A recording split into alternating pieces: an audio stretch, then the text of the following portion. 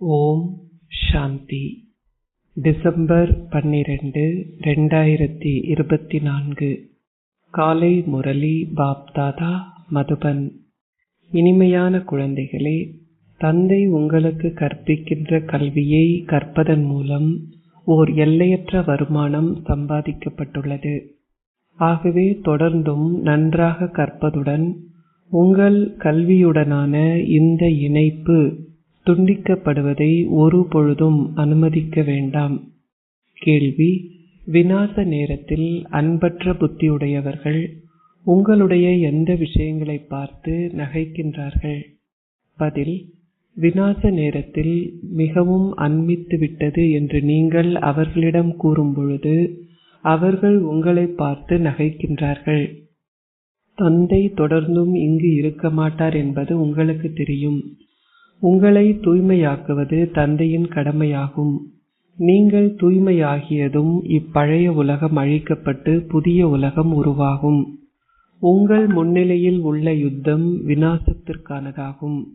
நீங்கள் தேவர்களாக இருக்கும் பொழுது உங்களால் இந்த தீய கலியுக உலகிற்குள் பிரவேசிக்க முடியாது. ஓம் சாந்தி. ஆன்மீக தந்தை இங்கு அமர்ந்திருந்து ஆன்மீக குழந்தைகளாகிய உங்களுக்கு விளங்கப்படுத்துகின்றார். நீங்கள் முற்றிலும் விவேகமற்றவர்கள் ஆகினீர்கள் என்பதையும், ராவணனாகிய மாயை உங்களை விவேகமற்றவர்கள் ஆக்கினாள் என்பதையும் குழந்தைகளாகிய நீங்கள் புரிந்து கொள்கிறீர்கள். புதிய உலகம் ஸ்தாபிக்கப்பட வேண்டும் என்பதால் தந்தை நிச்சயமாக இங்கு வர வேண்டும் என்பதையும் குழந்தைகளாகிய நீங்கள் புரிந்து கொள்கிறீர்கள். பிரம்மாவின் மூலம் படைப்பும், விஷ்ணுவின் மூலம் பராமரிப்பும், சங்கரரின் மூலம் விநாசமும் என்று எழுதப்பட்டுள்ள திரிமூர்த்தி படத்தின் படம் 3 தேவர்கள் படம் உள்ளது. ஏனெனில் தந்தை கரண் கராவன்கார் ஆவார். அவர் ஒருவரே செய்பவரும் மற்றோரை செய்ய தூண்டுபவரும் ஆவார். ஆகவே முதலில் யாருடைய பெயரை போட வேண்டும்? செய்பவரின் பெயரை. அவர் யார் மூலமாக செயற்படுகின்றாரோ அவர் பெயரின் முன்னால் வர வேண்டும். இதனாலேயே அவர் கரண் கராவன்கார் என்று அழைக்கப்படுகின்றார். பிரம்மாவின் மூலமாக அவர் புதிய உலகை ஸ்தாபிக்கின்றார். இப்பொழுது ஸ்தாபிக்கப்பட்டு வருகின்ற எங்கள் புதிய உலகமானது தேவ உலகம் என்று அழைக்கப்படுகிறது என்பது குழந்தைகளாகிய உங்களுக்கு தெரியும். சத்யுகத்தில் மட்டுமே தேவர்கள் இருக்கிறார்கள். வேறு எவரையும் தேவர்கள் என்று அழைக்க முடியாது. அங்கு சாதாரண மனிதர்கள் இருப்பதில்லை. அங்கு தேவ தர்மம் மாத்திரமே அல்லாது வேறு சமயங்கள் எவையும் கிடையாது. உண்மையில் நீங்கள் தேவர்களாக இருந்தீர்கள் என்பது இப்பொழுது உங்கள் உள்ளுணர்வில் உள்ளது. அதற்கான அடையாளங்களும் உள்ளன. இஸ்லாமியர்கள், பௌத்தர்கள், கிறிஸ்துவர்கள் அனைவரும் தங்கள் சொந்த அடையாளங்களை கொண்டிருந்தார்கள். எங்கள் ராஜ்யத்தை நாங்கள் ஆட்சி செய்த பொழுது அங்கு வேறு எந்த சமயங்களும் இருக்கவில்லை. ஆனால் தற்பொழுதோ மற்ற அனைத்து சமயங்கள் இருந்த போதிலும் தேவ தர்மம் இல்லை. கீதையில் பல நல்ல வார்த்தைகள் உள்ளன. ஆனால் மக்கள் அதன் உண்மையான அர்த்தத்தை புரிந்து கொள்வதில்லை. தந்தை கூறுகின்றார், விநாச நேரத்தில் அன்பற்ற புத்தி உள்ளவர்களும் அன்பான புத்தி உள்ளவர்களும் இருக்கிறார்கள். விநாசம் இவ்வேளையில் நடைபெற வேண்டும். தந்தை மாற்றம் நடைபெறுகின்ற சங்கமயுகத்தில் வருகின்றார். அவர் குழந்தைகளாகிய உங்களுக்கு பிரதி பலனாக அனைத்தையும் புதிதாக கொடுக்கின்றார். அவர் பொற்கொள்ளரும் சலவை செய்பவரும் வியாபாரியும் ஆவார். மிக சில குழந்தைகளே தந்தையுடன் இந்த வியாபாரத்தை செய்கிறார்கள். இந்த வியாபாரத்தில் அதிக அளவு லாபம் ஈட்டப்பட உள்ளது. கற்பதன் மூலம் அதிக அளவு வருமானம் ஈட்ட முடியும். ஒரு கூற்று உள்ளது, ஞானம் வருமானத்திற்கான மூலாதாரம். அது பிறவி பிறவியாக நீடிக்கும் ஒரு வருமானம் ஆகும். ஆகவே நீங்கள் இந்த ஞானத்தை மிக நன்றாக கற்க வேண்டும். நான் உங்களுக்கு கற்பிக்கின்ற ஞானம் மிகவும் இலகுவானதாகும். நீங்கள் அனைத்தையும் கேட்டு அதை 7 நாட்களுக்கு புரிந்து கொண்ட பின்னர் நீங்கள் விரும்பிய இடத்திற்கு செல்லலாம். தொடர்ந்தும் உங்களுக்கு இக்கல்வி அனுப்பப்படும். நீங்கள் தொடர்ந்தும் ஒவ்வொரு முரளியையும் பெறுவதால் ஒரு பொழுதும் உங்கள் கற்றலின் இணைப்பு துண்டிக்கப்படுவதில்லை. இந்த இணைப்பு பரமாத்மாவுடன் ஆத்மாக்களுக்குரிய இணைப்பாகும். விநாச நேரத்தில் தங்கள் புத்திகளில் அன்பற்றவர்கள் அழிக்கப்படுவதுடன், ஆனால் தங்களின் புத்திகளில் அன்பு உள்ளவர்கள் வெற்றி அடைகிறார்கள் என்னும் கூற்று கீதையில் உள்ளது. தற்சமயம் மனிதர்கள் அனைவரும் தொடர்ந்தும் ஒருவர் மற்றவருக்கு துன்பம் கொடுக்கிறார்கள் என்பது உங்களுக்கு தெரியும். இப்பொழுது அவர்களுக்கு உள்ளதை போன்று அதிக அளவு விகாரமோ அல்லது கோபமோ எவருக்கும் இருப்பதில்லை. திரௌபதி கடவுளை வருந்தி அழைத்தது நினைவு கூறப்பட்டு வருகிறது. நீங்கள் அனைவரும் திரௌபதிகள் என்று தந்தை விளங்கப்படுத்தியுள்ளார். இவையே கடவுளின் வாசகங்களாகும். தந்தை கூறுகின்றார், குழந்தைகளே, விகாரத்தில் ஈடுபட வேண்டாம். நான் உங்களை சொர்க்கத்திற்கு அழைத்து செல்கின்றேன். உங்கள் தந்தையான என்னை நீங்கள் நினைவு செய்ய வேண்டும். இப்பொழுது விநாச வேலையாகும். ஆகவே எவரும் எவர் கூறுவதையும் கேட்பதில்லை. ஆனால் அனைவரும் தொடர்ந்து ஒருவரோடு ஒருவர் சண்டையிடுகிறார்கள். நீங்கள் அமைதியாக இருக்குமாறு அவர்களுக்கு எவ்வளவுதான் கூறினாலும் அவர்கள் அமைதியாக இருப்பதில்லை. அவர்கள் தமது குழந்தைகளையும் பிரிந்து யுத்தத்திற்கு செல்கிறார்கள். தொடர்ந்தும் பலர் இறக்கின்றார்கள். மனிதர்களுக்கு பெருமதி கிடையாது.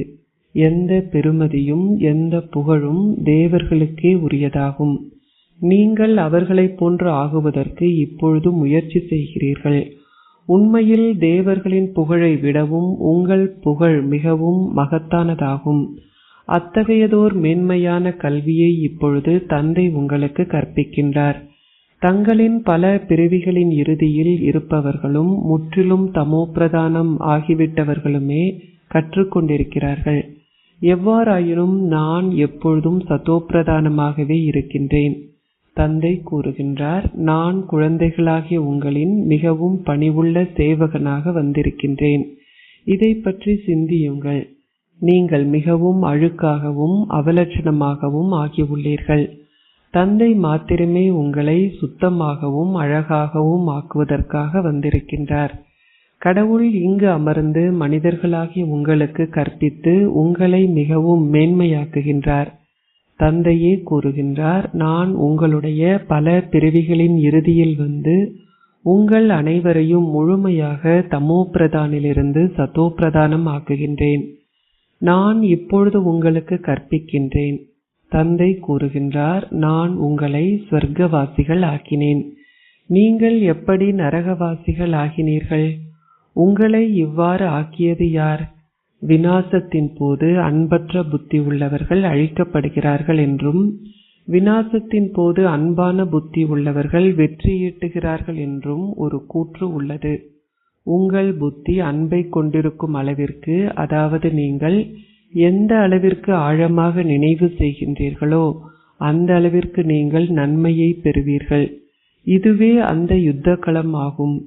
கீதையில் குறிப்பிடப்பட்டுள்ள யுத்தம் எது என்பது எவருக்கும் தெரியாததால் கௌரவர்களுக்கும் பாண்டவர்களுக்கும் மத்தியிலான யுத்தம் பற்றி அவர்கள் பேசுகிறார்கள். கௌரவ சமுதாயமும் பாண்டவ சமுதாயமும் உள்ளன. ஆனால் அவர்கள் மத்தியில் யுத்தம் எதுவும் கிடையாது. தந்தையை அறிந்தவர்களும் தந்தை மீது அன்பான புத்திகளை கொண்டவர்களுமே பாண்டவர்கள் ஆவார்கள். தங்கள் தந்தை மீது அன்பற்ற புத்தி உள்ளவர்களே கௌரவர்கள் ஆவார்கள். இந்த வார்த்தைகள் மிகவும் சிறந்தவையும் புரிந்து கொள்வதற்கு பெருமதியானவையும் ஆகும். இப்பொழுது சங்கமயுகமாகும். இப்பொழுது புதிய உலகம் ஸ்தாபிக்கப்படுகிறது என்பது குழந்தைகளாகிய உங்களுக்கு தெரியும். நீங்கள் அனைத்து விஷயங்களையும் புரிந்து கொள்வதற்கு உங்கள் புத்திகளை பயன்படுத்த வேண்டும். இப்பொழுது உலகம் அதிக அளவு வளர்ந்துள்ளது. சத்யுகத்தில் மிக சொற்ப மனிதர்களே இருப்பார்கள். விருட்சம் முதலில் சிறியதாக இருந்து பின்னர் அந்த விருட்சம் பெரியதாக வளர்கிறது. இதுவே மனித உலகின் தலைகீழ் விருட்சம் என்பதை எவரும் புரிந்து கொள்வதில்லை. அது கல்ப விருட்சம் எனவும் அழைக்கப்படுகிறது. உங்களுக்கு இந்த விருட்சத்தின் ஞானம் இருப்பது அவசியமாகும். மற்ற அனைத்து விருட்சத்தின் ஞானம் புரிந்து கொள்வதற்கு மிகவும் இலகுவானது. விரைவிலேயே நீங்கள் அதை பற்றி பேச முடியும். இந்த விருட்சத்தின் ஞானமும் இலகுவானதாகும். எவ்வாறாயினும் இந்த விருட்சமே மனித விருட்சமாகும். தங்கள் சொந்த விருட்சத்தின் ஞானம் மனிதர்களுக்கு இல்லை. கடவுளே படைப்பவர் என்று அவர்கள் கூறுகிறார்கள். ஆகவே அவர் நிச்சயமாக உயிர் வாழ்பவராவார். தந்தையே சத்தியமும் உயிர் வாழ்பவரும் ஞானக்கடலும் ஆவார். அவர் எந்த ஞானத்தை கொண்டிருக்கின்றார் என்பதை எவரும் புரிந்து கொள்வதில்லை. உயிர் வாழ்பவர்களாகிய தந்தையே விதையாவார். படைப்புகள் அனைத்தும் அவரால் படைக்கப்படுகின்றன. தங்கள் சொந்த விருட்சத்தை பற்றி மனிதர்களுக்கு தெரியாது. ஆனால் அவர்களுக்கு மற்ற விருட்சங்களை பற்றி மிக நன்றாக தெரியும் என தந்தை இங்கு அமர்ந்திருந்து விளங்கப்படுத்துகின்றார். அந்த விருட்சங்களின் விதைகள் உயிருடன் இருந்திருந்தால் அவை உங்களுக்கு தங்களை பற்றி கூறும். ஆனால் அவை உயிரற்ற விருட்சங்களாகும். படைப்பவரினதும் படைப்பினதும் ரகசியங்கள் இப்பொழுது குழந்தைகளாகிய உங்களுக்கு தெரியும். அவரே சத்தியமும் உயிர் வாழ்பவரும் ஞானக்கடலும் ஆவார். அவர் உயிர் வாழ்பவர் என்னும் காரணத்தினால் அவரால் உங்களுடன் பேச இயலும். மனித சரீரம் மிகவும் பெருமதி மிக்கது எனவும் அதன் பெருமதியை வார்த்தைகளில் போடுவது சாத்தியம் அல்ல எனவும் கூறப்பட்டுள்ளது. தந்தை இங்கு அமர்ந்திருந்து இந்த விஷயங்களை ஆத்மாக்களாகிய உங்களுக்கு விளங்கப்படுத்துகின்றார். நீங்கள் ரூப் பசந்த், அதாவது ஞான ரத்தினங்களை பொழிபவரான ஒரு யோகி சுரூபம் ஆகுவீர்கள். தந்தையே ஞானக்கடலாவார். நீங்கள் அவரிடமிருந்து இந்த ரத்தினங்களை பெறுகின்றீர்கள். இந்த ரத்தினங்களே ஞான ரத்தினங்கள். இந்த ரத்தினங்களை எடுத்துக்கொள்வதன் மூலமாக மற்ற ரத்தினங்களை நீங்கள் ஏராளமாக பெறுகின்றீர்கள். லக்ஷ்மியும் நாராயணரும் எவ்வளவு ரத்தினங்களை கொண்டிருக்கிறார்கள் என்பதை பாருங்கள். அவர்கள் வைரங்களும் ரத்தினங்களும் பதிக்கப்பட்ட மாளிகைகளில் வசிக்கின்றார்கள். அதன் பெயரே ஸ்வர்க்கம். நீங்கள் அதன் அதிபதிகள் ஆகின்றீர்கள். ஓர் ஏழை திடீரென்று ஓர் அதிர்ஷ்ட லாபச்சீட்டை வெல்லும் பொழுது அவருக்கு பித்து பிடிக்கிறது. தந்தை கூறுகின்றார், நீங்கள் உலக ராஜ்யத்தை பெறுவதால் மாயை உங்களுக்கு அதிகளவு எதிர்ப்பை ஏற்படுத்துகின்றாள். நீங்கள் மேலும் முன்னேறும் பொழுது எவ்வாறு மாயை மிகவும் சிறந்த குழந்தைகளை கூட விழுங்குகின்றாள் என்பதை பார்ப்பீர்கள். அவள் அவர்களை முற்றிலுமாக விழுங்குகின்றாள். எவ்வாறு பாம்புகள் தவளைகளை பிடிக்கின்றன என்பதை நீங்கள் பார்த்திருப்பீர்கள். பெரிய முதலை யானையை முழுமையாக உண்டுவிடுவதை போன்று பாம்பும் முழு தவளையையும் விழுங்கிவிடுகிறது. மாயையும் அவ்வாறானவளே. அவள் குழந்தைகளை உயிருடன் பிடித்து அவர்களை முழுமையாக முடித்து விடுவதால் அவர்கள் ஒரு பொழுதுமே தந்தையின் பெயரை மீண்டும் குறிப்பிடுவதே இல்லை. உங்களிடம் மிக குறைவான யோக சக்தியே உள்ளது. அனைத்தும் யோக சக்தியிலேயே தங்கி உள்ளன. பாம்பு தவளையை விழுங்குவதை போன்று குழந்தைகளாகிய நீங்கள் முழு ராஜ்யத்தையும் விழுங்குகின்றீர்கள். ஒரு வினாடிக்குள் முழு உலக ராஜ்யத்தையும் உங்களால் பெற முடியும். தந்தை உங்களுக்கு பின்பற்றுவதை பல்வேறு இலகு வழிகளை கொடுக்கின்றார். உங்களிடம் எந்த ஆயுதங்களும் கிடையாது. ஞானம், யோகம் என்னும் ஆயுதங்கள் மூலம் தந்தை உங்களை அலங்கரிக்கின்றார். அதனாலேயே தேவர்கள் பௌதீக ஆயுதங்களுடன் சித்தரிக்கப்படுகிறார்கள். இப்பொழுது குழந்தைகளாகி நீங்கள் கூறுகிறீர்கள், நாங்கள் முன்னர் இருந்த நிலையிலிருந்து இப்பொழுது என்னவாக ஆகியுள்ளோம் என்று பாருங்கள். நீங்கள் விரும்பியதை கூறுங்கள். அவ்வாறே நாங்கள் இருந்தோம் என்பது எங்களுக்கு தெரியும். நீங்கள் மனிதர்களாக இருந்தாலும் உங்களுக்கு சில நற்குணங்களும் குறைபாடுகளும் உள்ளன. தேவர்களுக்கு மட்டுமே தெய்வீக குணங்கள் உள்ளன. இதனாலேயே மக்கள் அவர்களின் விக்கிரகங்களின் முன்னால் புகழ் பாடுகிறார்கள். நீங்கள் நற்குணங்கள் அனைத்தும் நிறைந்தவர்களும் முழுமையாக விகாரமற்றவர்களும் ஆகுவீர்கள். ஆனால் நாங்கள் முழுமையாகவே நற்குணமற்றவர்கள். எங்களிடம் முற்றிலும் நற்குணம் கிடையாது. தற்பொழுது முழு உலகின் ஜனத்தொகையினருக்கும் முற்றிலும் நற்குணம் கிடையாது. ஒரு தெய்வீக குணமேனும் உள்ள எவரும் கிடையாது என்பதே அதன் அர்த்தமாகும். தெய்வீக குணங்களை கற்பிப்பவராகிய தந்தையை அவர்களுக்கு தெரியாததால் விநாச நேரத்தில் அன்பற்ற புத்திகளை கொண்டவர்கள் என்று அழைக்கப்படுகிறார்கள். புதிய உலகம் உருவாக்கப்பட்டு பழைய உலகம் அழிக்கப்படுகின்ற சங்கமயுகத்தின் போது விநாசம் இடம்பெற வேண்டும். இதுவே விநாச காலம் என்று அழைக்கப்படுகிறது. இதுவே இறுதி விநாசமாகும். பின்னர் அரை கல்பத்திற்கு யுத்தங்கள் இருக்காது. அம்மக்களுக்கு எதுவும் தெரியாது. விநாச நேரத்தில் அன்பற்ற புத்தி உடையவர்கள் இருக்கும் வரையில் நிச்சயமாக பழைய உலகின் விநாசமும் இடம்பெற்று கொண்டிருக்கும். இப்பழைய உலகில் பல்வேறு அனர்த்தங்கள் இடம்பெறுகின்றன. மக்கள் தொடர்ந்தும் மரணிக்கிறார்கள். தந்தை உங்களுக்கு நிகழ்கால உலக நிலையை கூறுகின்றார். பாரதத்தின் இன்றைய நிலைக்கும் பாரதத்தின் நாளைய நிலைக்கும் இடையில் ஒரு பெரிய வித்தியாசம் உள்ளது. இன்றைய நிலை எவ்வாறு உள்ளது என்பதை நீங்கள் பார்க்கின்றீர்கள். ஆனால் நாளையோ நீங்கள் எங்கு இருப்பீர்கள்? ஆரம்பத்தில் புதிய உலகம் மிகவும் சிறியதாக இருக்கிறது என்பது குழந்தைகளாகிய உங்களுக்கு தெரியும். அங்குள்ள மாளிகைகளில் பல வைரங்களும் ரத்தினங்களும் பதிக்கப்பட்டுள்ளன. பக்தி மார்க்கத்தில் உள்ள உங்கள் ஆலயங்களும் குறைந்தன அல்ல. சோமநாதருக்கு ஓர் ஆலயம் மட்டும் இருக்காது. ஒருவர் மாதிரிக்காக ஓர் ஆலயத்தை கட்டியிருப்பார். பின்னர் மற்றவர்கள் அதை பார்த்து மேலும் பல ஆலயங்களை கட்டுவார்கள். சோம்நாத் ஆலயத்திலிருந்து அதிக அளவு கொள்ளையிடப்பட்டன. பின்னர் அவர்கள் அமர்ந்து தங்கள் சொந்த ஞாபகார்த்தங்களை உருவாக்கினார்கள். அவர்கள் சுவர்களில் ரத்தினங்களை பதித்தார்கள். அந்த ரத்தினங்கள் என்ன பெறுமதியை கொண்டிருந்திருக்கும்? ஒரு சிறு வைரத்திற்கு கூட இப்பொழுது அதிக பெறுமதி உள்ளது. பாபா வைர வியாபாரியாக இருந்த பொழுது வைரத்தின் ஒரு ராட்டி கூட, அதாவது 11 ராட்டிகள் 1 கிராம் ஆகும். 90 ரூபாய்கள் பெறுமதி உடையது. அது இப்பொழுது ஆயிரக்கணக்கான ரூபாய்கள் பெறுமதியாக உள்ளது. இப்பொழுது ஒரு வைரத்தை காண்பதே கஷ்டமாக உள்ளது. அவற்றின் பெறுமதி அதிகமாக அதிகரித்து விட்டது. தற்பொழுது வெளிநாடுகளில் அதிக அளவு செல்வம் உள்ளது. சத்யுகத்துடன் ஒப்பிட்டால் வெளிநாடுகளில் உள்ள தற்போதைய செல்வம் அனைத்தும் எதுவுமே இல்லை. தந்தை கூறுகின்றார், இந்த விநாச நேரத்தில் இப்பொழுது அவர்கள் அனைவருக்கும் அன்பற்ற புத்திகள் உள்ளன. விநாச நேரத்தில் அண்மையில் உள்ளது என நீங்கள் மக்களுக்கு கூறும் பொழுது உங்களை பார்த்து அவர்கள் நகைக்கின்றார்கள். தந்தை கூறுகின்றார், எவ்வளவு காலத்திற்கு நான் இங்கு அமர்ந்திருக்க முடியும்? இங்கு அமர்ந்திருப்பதில் எனக்கு சந்தோஷம் இல்லை. நான் சந்தோஷத்தை அனுபவம் செய்வதில்லை, துன்பத்தை அனுபவம் செய்வதும் இல்லை. உங்களை தூய்மையாக்குவதே என்னுடைய கடமையாகும். நீங்கள் அவ்வாறு இருந்தீர்கள், இப்பொழுது இவ்வாறு ஆகிவிட்டீர்கள். அவர்களை போன்று இப்பொழுது நீங்கள் மேன்மையாக வேண்டும். நீங்கள் அவர்களை போன்றவர்கள் ஆகப் போகின்றீர்கள் என்பது உங்களுக்கு தெரியும். நீங்கள் தேவ குலத்தின் அங்கத்தவர்களாக இருந்தீர்கள் என்பதையும், உங்களுக்கான ராஜ்யத்தை கொண்டிருந்தீர்கள் என்பதையும், நீங்கள் ராஜ்யத்தை இழந்ததால் மற்ற ராஜ்யங்கள் உருவாகின என்பதையும் இப்பொழுது நீங்கள் புரிந்து கொண்டிருக்கிறீர்கள்.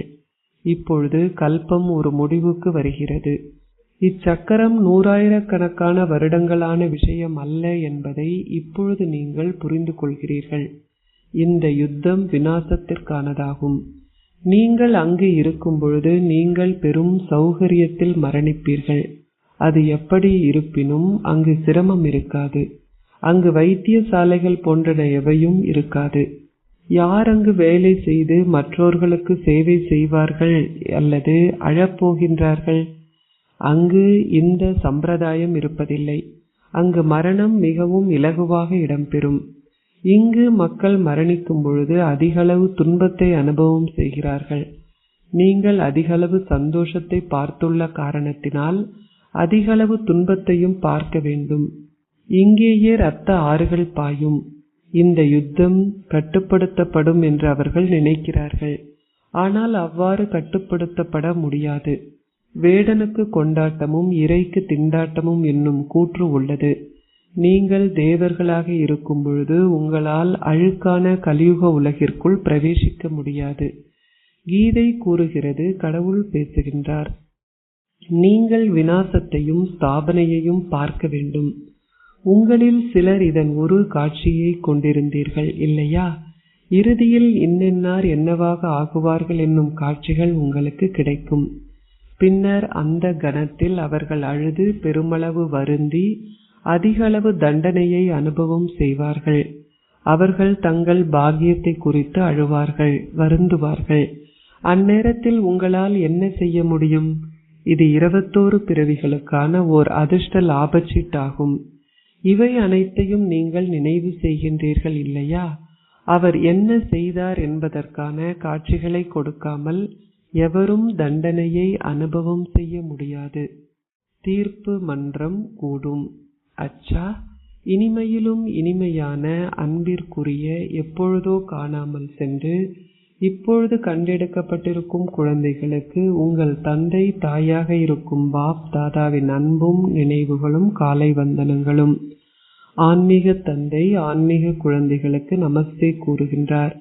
ஆன்மீக குழந்தைகள் ஆன்மீக தந்தைக்கு நமஸ்தே கூறுகின்றோம். தாரணைக்குரிய சாரம் 1. ஞான ரத்தினங்களை கிரகித்து ரூப் பசந்தாகுங்கள். உலக ராஜ்யமாகிய அதிர்ஷ்ட லாபச்சீட்டை வெல்வதற்கு உங்களுக்கு கொடுக்கப்பட்டுள்ள ஞான ரத்தினங்களை பயன்படுத்துங்கள். 2. இந்த விநாச நேரத்தில் நீங்கள் தந்தைக்கான அன்பை கொண்டிருப்பதுடன் ஒரே ஒருவரை நினைவு செய்வதில் நிலைத்திருக்க வேண்டும். உங்கள் பாக்கியத்தை பற்றி நீங்கள் இறுதியில் வருந்தி அழ நேரிடும் வகையில் நீங்கள் செயற்படக்கூடாது. ஆசீர்வாதம். வெற்றியின் உத்தரவாதத்தை கொண்டிருப்பதன் மூலம் சதா அன்பானவர்களாக இருந்து பறக்கின்ற ஸ்திதியின் ஆசீர்வாதத்தை பெற்று கவலையற்றவராக இருப்பீர்களாக. அன்பான குழந்தைகள் பறக்கின்ற ஸ்திதியின் ஆசீர்வாதத்தை பாப்தாதாவிடமிருந்து பெறுகிறார்கள். பறக்கின்ற ஸ்திதியின் மூலமாக ஒரு வினாடியில் பாப்தாதாவிடம் செல்லும் பொழுது மாயை எந்த வடிவத்தில் தோன்றினாலும் அவளால் உங்களை தொடவேனும் முடியாது. கடவுளின் பாதுகாப்பு குடையின் கீழ் மாயையின் நிழலும் கூட வர முடியாது. அன்பு முயற்சியை களிப்பானதாக ஆக்குகிறது. அன்பு ஒவ்வொரு செயலிலும் வெற்றிக்கான உத்தரவாதத்தின் ஸ்திதிக்கான அனுபவத்தை கொடுக்கிறது. அன்பான குழந்தைகள் ஒவ்வொரு கணத்திலும் கவலையற்றவர்களாகவே இருக்கிறார்கள். ஸ்லோகம். எதுவும் புதியதல்ல என்ற விழிப்புணர்வை கொண்டிருப்பதன் மூலம் சதா அசைக்க முடியாதவராக இருந்தால் நீங்கள் தொடர்ந்தும் சந்தோஷ நடனம் ஆடுவீர்கள். ஓம் சாந்தி.